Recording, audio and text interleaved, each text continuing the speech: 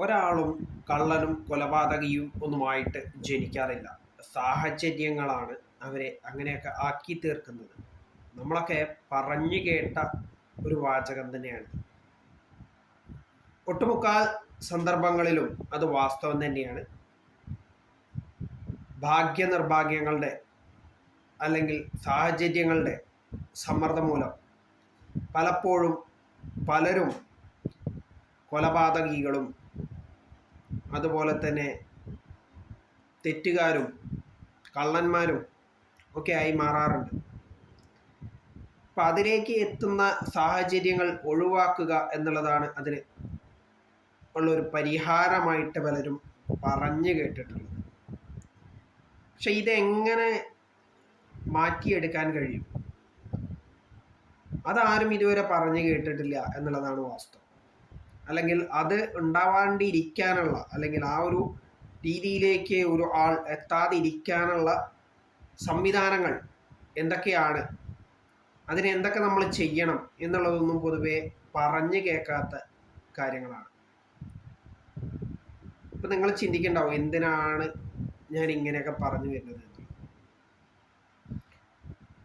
നിങ്ങളെല്ലാവരും ശ്രദ്ധിച്ചിട്ടുണ്ടായിരിക്കും, ദിവസങ്ങൾക്ക് മുൻപ് ഒരു പെൺകുട്ടി സ്വന്തം അമ്മയെ അടിച്ച് പരിക്കേൽപ്പിച്ച് ആശുപത്രിയിലാക്കിയിട്ടുണ്ട്. ഒരു ഫേസ് ക്രീമിൻ്റെ പേരിലോ എന്തോ പറ്റിയാണ്.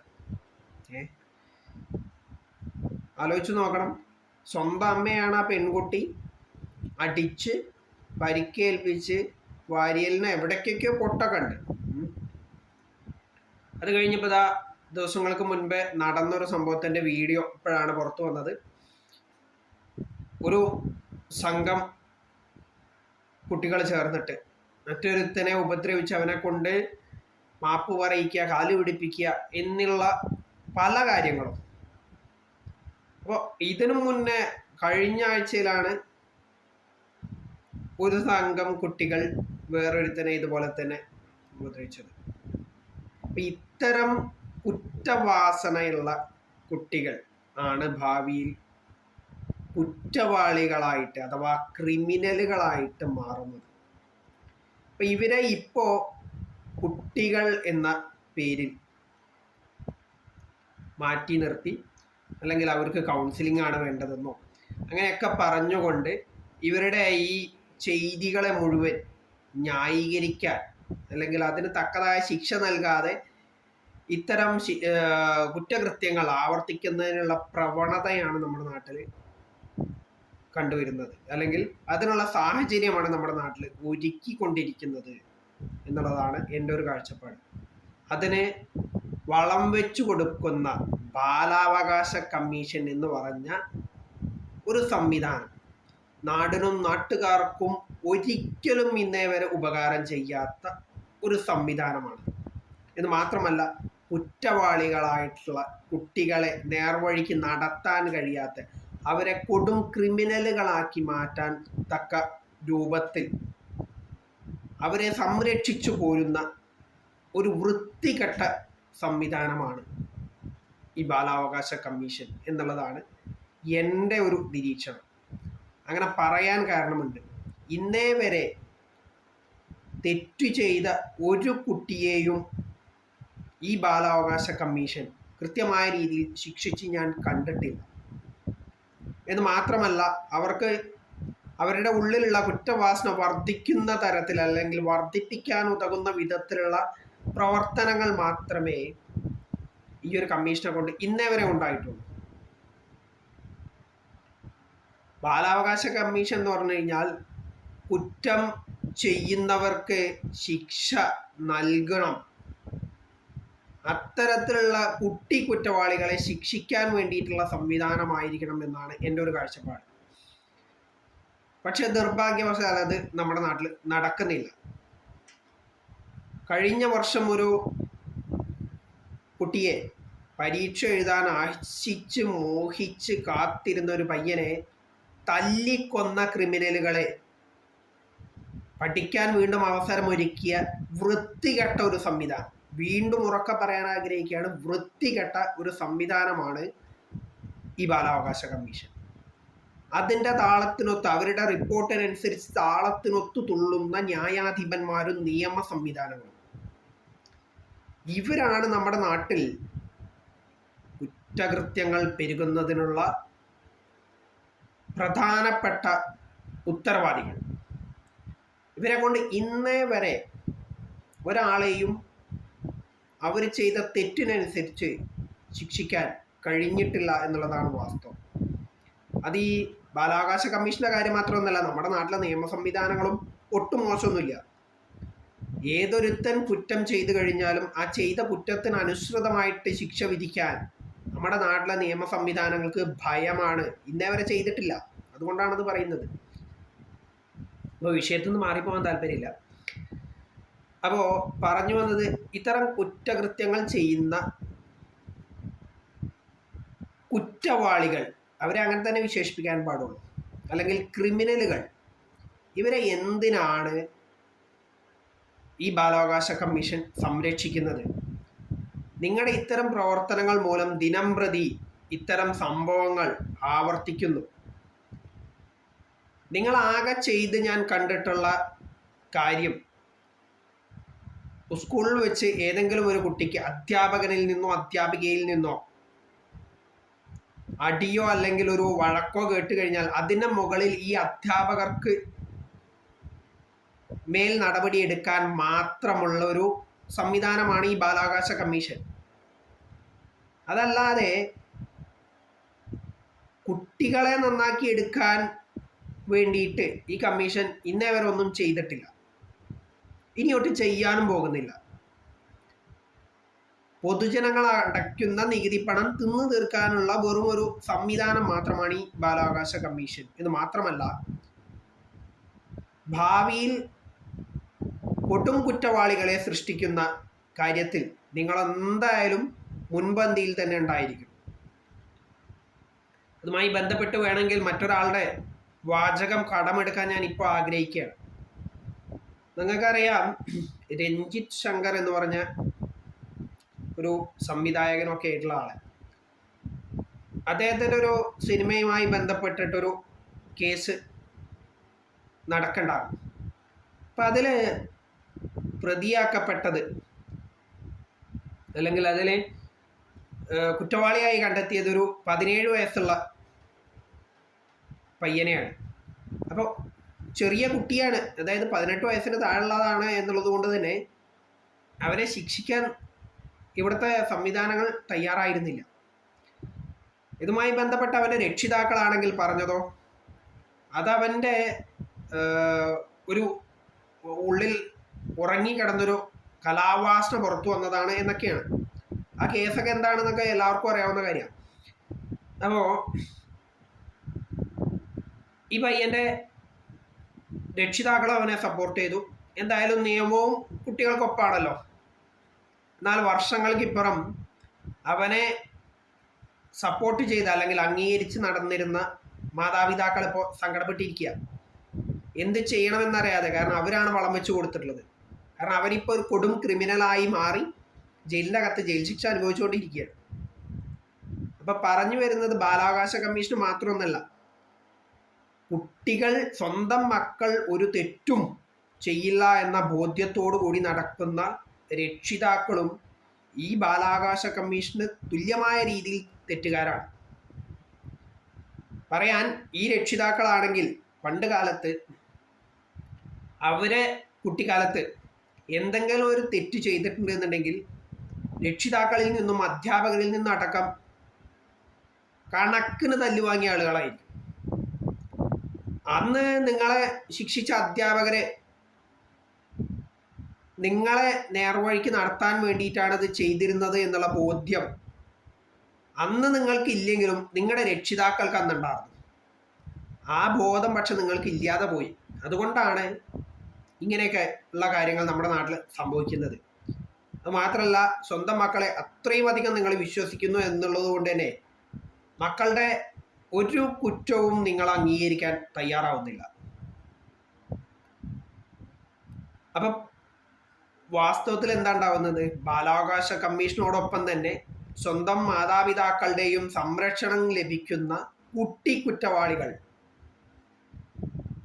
ഭാവിയിൽ വലിയ ക്രിമിനലുകളായി മാറിക്കൊണ്ടിരിക്കുന്നു. ഒരുപാട് ഉദാഹരണങ്ങളുണ്ട്. ഇപ്പോഴാണെങ്കിൽ നമ്മുടെ സർക്കാരും അതിനെ പ്രോത്സാഹനം നൽകുന്ന തരത്തിൽ അകത്ത് കിടക്കുന്നവർക്ക് ശമ്പളം വർദ്ധിപ്പിച്ച ഒരു സിസ്റ്റം കൂടി ഇപ്പോൾ വന്നിട്ടുണ്ട്. അപ്പം എന്ത് തന്നെ ആയാലും നമ്മുടെ നാട്ടിലെ കുറ്റവാളികളുടെ എണ്ണം വർദ്ധിക്കുക മാത്രമേ ഉള്ളൂ. ചെറുപ്പത്തിൽ ചെയ്യുന്ന കുറ്റങ്ങൾ അപ്പോൾ തന്നെ കണ്ടെത്തി ശിക്ഷിക്കാനുള്ള സംവിധാനം നമ്മുടെ നാട്ടിലുണ്ട്. പക്ഷെ നടപ്പാക്കാൻ കഴിയുന്നില്ല, അല്ലെങ്കിൽ അതിനെ അനുവദിക്കുന്നില്ല എന്നുള്ളതാണ് വാസ്തവം. ഒരു ചെറിയൊരു ഉദാഹരണം ഞാൻ പറയാം. ഇപ്പോഴത്തെ രക്ഷിതാക്കളായിട്ടുള്ള ആളുകൾ, നിങ്ങളുടെയൊക്കെ കുട്ടിക്കാലത്ത് നിങ്ങൾ സ്കൂളിൽ എന്തെങ്കിലും ഒരു കുരുത്തക്കേട് കാണിച്ചു എന്ന് കരുതുക, അല്ലെങ്കിൽ എന്തെങ്കിലും തെറ്റായിട്ടുള്ള കാര്യം നിങ്ങൾ സ്കൂളിൽ ചെയ്തു. അപ്പോൾ എന്തുണ്ടാവും, അത് കണ്ടെത്തിയ അധ്യാപകർ നിങ്ങളെ ശിക്ഷിക്കും. ചിലപ്പോൾ ഒരാളാവില്ല, ചിലപ്പോൾ 2-3 ആളുകളായിരിക്കും നിങ്ങളെ ശിക്ഷാവിധേയമാക്കുക. അതായത് ചിലപ്പോൾ മോചനം കിട്ടുന്ന അർത്ഥം. അപ്പം അങ്ങനെ കിട്ടുന്ന സന്ദർഭത്തിൽ നിങ്ങളത് കൊള്ളും എന്ന് മാത്രമല്ല, ഇത് പലപ്പോഴും നിങ്ങളെ വീട്ടിലേക്ക് എത്തുന്നതിന് മുന്നേ തന്നെ വീട്ടിലും ഈ വിവരം എത്തിയിരിക്കും. അത് മാത്രമല്ല, ചിലപ്പോൾ നിങ്ങൾ ഈ നടന്നു പോയിരുന്ന ആളുകളാണെങ്കിൽ, സ്കൂളുകളിലേക്കൊക്കെ നടന്നൊക്കെ പോയിരുന്ന ആളുകളാണെങ്കിൽ ഇത് കൃത്യമായിട്ട് ആലോചിച്ചാൽ മനസ്സിലാകും. നിങ്ങൾ സ്കൂളിൽ നിന്ന് നടന്ന് വീട്ടിലേക്ക് എത്തുന്നതിന് മുന്നേ നിങ്ങൾ നടന്നു വരുന്ന വഴിയിലുള്ള ആളുകൾ വരെ നിങ്ങൾ ഈ ചെയ്ത തെറ്റ് അറിഞ്ഞിട്ടുണ്ടായിരിക്കും. സ്കൂളിൽ നിങ്ങൾ ചെയ്ത തെറ്റ് അറിഞ്ഞിട്ടുണ്ടായിരിക്കും. അപ്പോൾ ചിലപ്പോൾ അവരുടെ വക പരിഹാസ വാക്കുകൾ ഉണ്ടായിരിക്കും, അല്ലെങ്കിൽ നിങ്ങളുടെ രക്ഷിതാക്കളുടെ സുഹൃത്തുക്കളൊക്കെ അതിൻ്റെ ഇടയിലുണ്ടെന്നുണ്ടെങ്കിൽ ചിലപ്പോൾ അവരെ വകയും ചിലപ്പോൾ ഉള്ള ചെറിയ ചെറിയ ശിക്ഷയെങ്കിലും ഉണ്ടായിരിക്കും. എന്ന് മാത്രമല്ല, നിങ്ങൾക്കൊന്നും പിന്നെ ഇത് വീട്ടിൽ പോയിട്ട് പറയാൻ കഴിയില്ലായിരുന്നു എന്നുള്ളതാണ് വാസ്തവം. കാരണം നിങ്ങൾ തെറ്റ് ചെയ്തുകൊണ്ടാണ് അധ്യാപകർ ശിക്ഷിച്ചത് എന്നുള്ള ബോധ്യം നിങ്ങളുടെ രക്ഷിതാക്കൾക്ക് ഉണ്ടാവും എന്ന് മാത്രമല്ല, നിങ്ങൾ ഈ ഒരു കാര്യം പറയുന്ന മുറയ്ക്ക് തന്നെ വീട്ടിൽ നിന്നും ചിലപ്പോൾ നിങ്ങൾക്ക് എന്തുണ്ടാവും, തല്ലുണ്ടാവും. അപ്പം ഇങ്ങനെ തല്ലുകൊണ്ട് നേരായ രീതിയിൽ വന്നിട്ടുള്ള ആളുകൾ തന്നെയാണ് ഇപ്പോൾ സ്വന്തം മക്കളുടെ തെറ്റുകൾ അംഗീകരിക്കാതെ അവരെ നേർവഴിക്ക് നടത്തുന്ന ആളുകളെയൊക്കെ പ്രതികളാക്കി ചിത്രീകരിക്കാൻ മുന്നിട്ടിറങ്ങി വരുന്നത് എന്നുള്ളതാണ് വാസ്തവം. ഇതെല്ലാവരും അടച്ചാക്ഷേപിച്ച് പറയല്ല. നല്ല ആളുകൾ ഇപ്പോഴും ഉണ്ട്, ഇല്ല എന്ന് ഞാൻ പറയുന്നില്ല. അധ്യാപകർ ശിക്ഷിച്ചു കഴിഞ്ഞാൽ അത് മക്കളെ നന്നാക്കാനാണ് എന്ന് ചിന്തിക്കുന്ന വളരെ കുറച്ച് ആളുകൾ ഇപ്പോഴും ഉണ്ട്. ഇപ്പോൾ 100 ആളെടുത്തു കഴിഞ്ഞാൽ ഒരാൾ, അല്ലെ 1%, ഇത്രയും ആളുകൾ മാത്രമേ ഉള്ളൂ നിലവിൽ. ഇപ്പോൾ വാസ്തവത്തിൽ ഈ കുട്ടി കുറ്റവാളികൾ അഥവാ ചെറിയ ക്രിമിനലുകൾ ചെയ്യുന്ന ചെറിയ ചെറിയ തെറ്റുകൾ, അതാണ് പിന്നീട് ഭാവിയിൽ വലിയ വലിയ തെറ്റുകളിലേക്ക് എത്തുന്നത് എന്നുള്ളത് മനസ്സിലാക്കാൻ ഈ പറഞ്ഞ ബാലാവകാശ കമ്മീഷൻ ഇന്നേ വരെ തയ്യാറായിട്ടില്ല. എന്ന് മാത്രമല്ല, ഇത്തരം കുറ്റം ചെയ്യുന്ന ആളുകളെ ശിക്ഷിക്കുന്നതിന് പകരം സംരക്ഷിക്കുന്ന നിലപാട് ആണ് ഇക്കൂട്ടർ സ്വീകരിക്കുന്നത് എന്നുള്ളത് കൊണ്ട് തന്നെ കുറ്റകൃത്യങ്ങൾ കുട്ടികൾക്കിടയിൽ പെരുകുന്നു. അവരെയൊന്നും ശരിക്കും പറഞ്ഞാൽ കുട്ടികളെന്ന് വിളിക്കാൻ പാടില്ല. എൻ്റെ ഒരു അഭിപ്രായം കൂടി ഞാൻ പറയാം. 12 വയസ്സ് വരെ, അതായത് ഇപ്പോൾ ഒരു 3-ാം ക്ലാസ് അല്ലെങ്കിൽ 3 വയസ്സ് അല്ലെങ്കിൽ 4 വയസ്സിൽ സ്കൂളിൽ പോകുന്ന, അതായത് LKG ഉദ്ദേശിച്ച് കേട്ടോ, ആ സമയത്ത് സ്കൂളിൽ പോകുന്ന കുട്ടികളെ 12 വയസ്സ് വരെ മാത്രമേ കുട്ടികളായി പരിഗണിക്കാവൂ. അത് കഴിഞ്ഞിട്ടുണ്ടെന്നുണ്ടെങ്കിൽ കുട്ടികൾ എന്നുള്ള ലേബൽ അവർക്ക് ചാർത്തി കൊടുക്കരുത്. കാരണം പക്വത ഉള്ള കുട്ടികളായി തുടങ്ങേണ്ട ഒരു പ്രായമാണ് 12 വയസ്സ് മുതൽ അങ്ങോട്ട് മുകളിലേക്ക്. അതായത് കാര്യകാരണങ്ങൾ അറിഞ്ഞ് മനസ്സിലാക്കാനുള്ളൊരു സാമാന്യ ബുദ്ധി എത്തുക. അത് പക്വത എന്നുള്ളതിനേക്കാൾ കുറച്ചുകൂടി നല്ലത് അതാണ്, ആ വാക്കാണ്. അപ്പം അത്തരം ഒരു ബുദ്ധിയിലേക്ക് എത്തുന്ന ആളുകളെ കുട്ടികളെന്ന് പറഞ്ഞ് ഒഴിവാക്കാൻ തയ്യാറാവരുത് എന്നുള്ള പക്ഷമാണ് എനിക്കുള്ളത്. 12 വയസ്സിന് മുകളിൽ തെറ്റു ചെയ്യുന്ന ഏതൊരാൾക്കും ഇവിടെ 18 വയസ്സിന് മുകളിലുള്ള കൊടുക്കുന്ന ആളുകൾക്ക് കൊടുക്കുന്ന അതേപോലത്തെ ശിക്ഷ വിധിക്കണം എന്നുള്ളതാണ് എൻ്റെ ഒരു കാഴ്ചപ്പാട്. ശരിക്ക് കുറച്ചുകൂടി വിശദമായി പറയുകയാണെന്നുണ്ടെങ്കിൽ ഒരു പൊളിച്ചെഴുത്ത് നമ്മുടെ നിയമ സംവിധാനങ്ങളിൽ അത്യാവശ്യം തന്നെയാണ്. കാരണം കുറ്റവാളികൾക്ക് മനസ്സിലായി തുടങ്ങി നമ്മുടെ നാട്ടിൽ എന്ത് തെറ്റ് ചെയ്തു കഴിഞ്ഞാലും അതിനനുസരിച്ചുള്ള ശിക്ഷാവിധി നമുക്ക് കിട്ടില്ല എന്നുള്ളത് അതിവിടുത്തെ ഭരണഘടന ഉറപ്പ് നൽകുന്ന കാര്യം കൂടിയായി മാറിപ്പോയിരിക്കുന്നു എന്നുള്ളതാണ് വാസ്തവം. അത് ഭരണഘടനയെ അവഹേളിക്കാൻ പറഞ്ഞതല്ല. ഭരണഘടന എഴുതി തയ്യാറാക്കിയ മഹാനായ അംബേദ്കർ പറഞ്ഞൊരു വാചകമുണ്ട്. ഞാനടക്കമുള്ളവർ ചേർന്ന് മറ്റുള്ള പല രാജ്യങ്ങളിൽ നിന്നുമുള്ള ഭരണഘടനകളിൽ നിന്നും ഏറ്റവും മികച്ചത് ഏതൊക്കെയെന്ന് തിരഞ്ഞെടുത്ത് അത് നമുക്കാവശ്യമുള്ള രീതിയിൽ